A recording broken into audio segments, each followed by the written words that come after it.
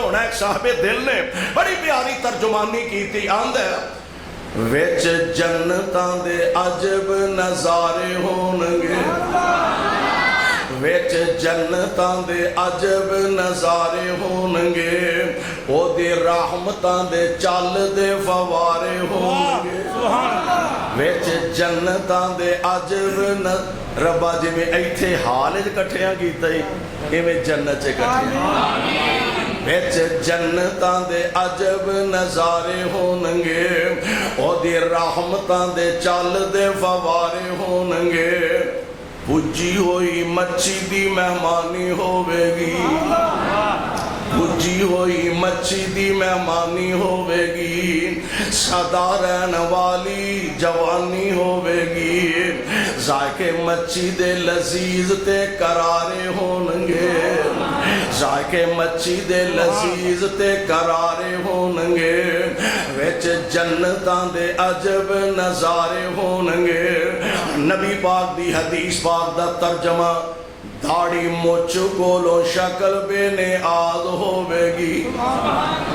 جردن مردن, یہ دا معنی میں کرنا کلین شیپ. سارے جنتی کلین شیپ ہو, سارے جنتی پپو ہون. میں قربان جاواں نبی پاک نے فرمایا جردن مردن, جنتیاں دی داڑھی بھی کوئی نہیں ہونی تے بولو مچھاں بھی کوئی نہیں ہونیاں, لیکن او دے واسطے ایتھے کچھ کرنا پہے گا. چہرہ انج دا بنائیے, حوض کوثر تے جائیے تے نبی پاک پہچان لین کوئی اپنا ہی آیا ہے. او دے واسطے کچھ بنانا کرنا پہے گا. داڑھی مچھ گولو شکل بے نیاز ہوے گی, حسن یوسف دا تابوت دی آواز ہوے گی.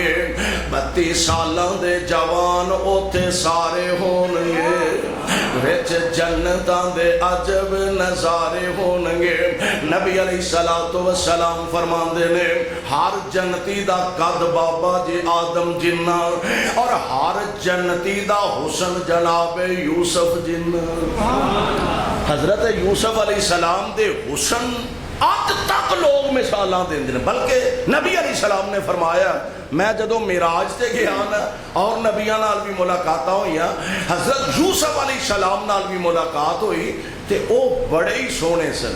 سونے ہو کنے کو آپ فرماندے نے انج لگدا ہے کہ اللہ نے جنہ دنیا دا حسن بنایا ادھا حسن اللہ نے کلے یوسف نو ہی دے چھڑیا. اے نبی پاک دی عاجزی انکساری, یوسف علیہ السلام نال پیار اور محبت. ورنہ میں اگر ماں عائشہ صدیقہ طیبہ طاہرہ رضی اللہ تعالی عنہا دا پیغام سنا تے پڑھا, ماں جی فرمایا کر دیاں سن یوسف نو ویکھیا مصر دیاں عورتاں نے اپنے ہتھاں دیاں انگلاں کٹ لیاں, تے جے کتے میرے محبوب نو ویکھ لیندیاں تے اپنے کلیجے ہی کٹ لیندیاں.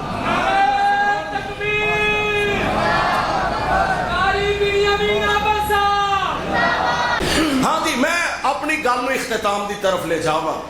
نبی علیہ السلام فرماندے نے ہر جنتی دا قد بابا جی آدم جنہ, حسن جناب یوسف جیسا, آواز جناب داؤد جیسی, تے بولی محمد مصطفیٰ جیسی صلی اللہ علیہ وسلم.